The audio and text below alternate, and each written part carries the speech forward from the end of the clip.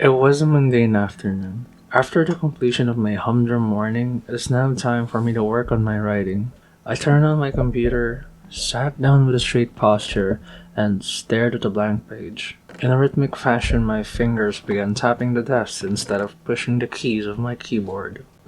What should I write?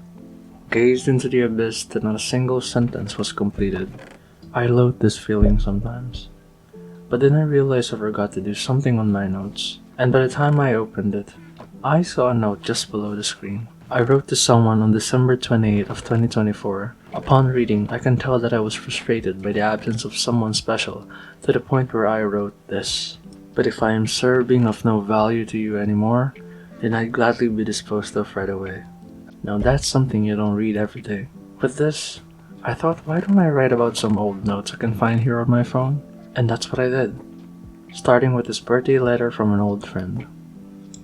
Happy birthday, Richie. I'm sorry sa mga ganap that happened before your birthday. Di ako sanay gumawa ng long messages pero I'll try my best na gumawa for you. Anyway, happy birthday. Always remember na I care so much about you, okay bitch? You helped so much and I appreciate everything na ginawa mo or nagawa mo for me. Thank you, Richie. I'm sorry about what happened. Ayoko na isama yun dito pero I wanted to say sorry lang, Mama. You know, naman I'm always worried sa'yo, diba? So, alagaan mo rin sarili mo and galingan mo sa school. Is always here lang to listen sa mga eme mo sa buhay or kahit sa mga games pa yan or theories and stuff. I'm sorry if there are times na na-stress ka sa mga nasasabi ko or sa kakulitan ko. So, ayun nga, sana maayos yung message ko kahit alam kong hindi. So, ayun nga, always remember na I'm always here for you, duh. And yun lang, love you, Lods. And I hope na huwag kang magbabago. Joke, ikaw bahala. Miss you, Lods. Pasapak sa Monday. Thanks. Happy birthday. After that, I never got a letter from her again. Personally, it was pointless because I never figured out what I lacked and what other areas to improve on. Yeah, she thanked me for being there, but what else? Next, I had an extremely talented and passionate friend back then who I had some projects we would work on.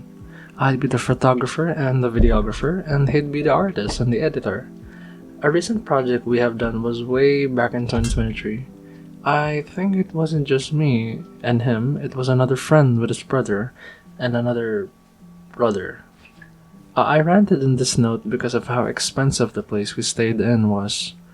From that day, I hated going to cafes with expensive-looking names only to receive a hot silog on one, a hot dog and an egg on one plate. Noong last week, yung friend ko held a meeting para sa mga magiging plano, but that's not the point, so let me go on with it. Before I further discuss with you the scenario, there is something that you must know. Norms. I am so fucking against sa social norms. Let me provide an example. Kapag kakain ng mga kasama mo, dapat kumain ka din. Yes, that is a social norm. Otherwise, you are going to look like a despondent or kawawa sa paningin. Alright, now that is out of the way, let me continue. The three of us went inside isang cafe, and ang reaction ko is, putang ina, everything is going to be mahal and shit. Ang sabi ko kasi na hindi pa ako makain or naka-fasting pa ako. Pero itong isa kong friend, tang ina, somewhat pinilit ako na kumain. Ang sabi is, Oy Aldrich, kain ka na muna para may laman yung tiyan mo. I could have said no, pero nasa harapan kami ng cashier na eh. Oo, it could have been easy for you to deny his sincerity if yun man way ng magiging action mo, but hindi eh. Somewhat para magmukha kang normal, kailangan talaga mag-comply ka, or else para kang nakakahiya. Eh di napabili ako. Well, look at those fancy fucking names na nilalagay nila na akala mong 5-star cafe when it's a piece of shit. Tas ang masaserve lang pala is egg, 2 strips of bacons, and a fucking fried rice. I was so enraged na hindi ko na lang kakainin just to implicitly point at sa kanila na their food is overpriced. Pero wait, you might argue, hey Aldrich, ang binabayaran mo din doon is yung atmosphere. Tangina mo, the ratings for the atmosphere reached a negative number. Number 1, the place is congested. Number 2, there was like an apoy sa kitchen na umabot sa refectory. Number 3, Isn't a cafe dapat tahimik? Tangina may nagiinuman sa loob. Number 4, overpriced food. Number 5, sinisiksik ang upuan sa loob. Everything was obnoxiously infuriating that day. Kaya nang umalis kami ngayon, nagdala lang ako ng 20 para walang makakapagpilit sa akin at baka malibre pa ako. To this day, I'm still yet to determine what makes food expensive in a particular place. But judging from high-end restaurants, it could be the atmosphere because all food simply originates from the same thing, with the difference being how one approaches it. Lastly, if you have read some of my writings here, I sometimes write in euphemisms or metaphors that can be quite difficult to understand and consequently be misinterpreted. It was my way of envisioning myself practicing critical thinking and criticism appropriately. And speaking of criticism and critical thinking, the next note shall speak for itself. How would you know if you are truly appreciated? Response number 1. Ikaw lang yung nandiyan. Judgment. Common. Nothing so special about being nandiyan. Available lang ako. So pag hindi ako available, hindi ako appreciated dahil wala ako. Response number 2. Comfortable ako sa'yo. Judgment. Common and a dose of bogus. You can be comfortable with anyone as long as you just spend time with them. Eventually, you will know their likes, dislikes, etc.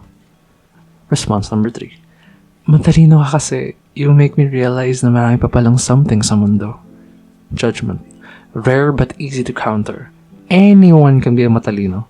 Lahat ng tao kaya maging matalino. Tamad lang. In addition, it is such an insult to describe someone as matalino, as again, anyone can be one. For something to be described as a praise, is to say something unique about that person. Yet, how can we be unique if we are all the same? Ooh. Sooner or later, that Nietzsche inside of me will be awoken, and I'd be this dude who severely criticizes the state of mankind. I'm kidding. It's a joke, I'm kidding. As I have yet to read any of Nietzsche's works, although I have one of his books here entitled Why Am I So Clever and Thus Spoke Zarathustra. Anyway, if you have some old notes on your phone, you can comment it down below and I'll make sure to read it. If it sparks an idea, I'll make sure to include it in the next video. Thank you.